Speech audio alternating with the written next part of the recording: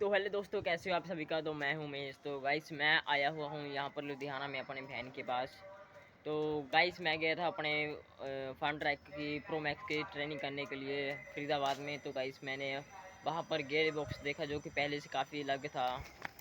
इसमें 4 पंख वाली क्लच प्लेट दी जाएगी जो, और साथ में रिलीज बेरिंग के पास एक ग्रीस पिन मिलेगी। डिफरेंशियल खोलने के लिए हमें दोनों तरफ से ट्यूब को खोलने पड़ेगा। तो ये है पिनियन जिसके साथ हमें हाई लो मीडियम का गियर मिलता है साथ में। तो हमें मिलता है जी 3 स्पीड गियर बॉक्स। तो ये है गियर हाई मीडियम लो।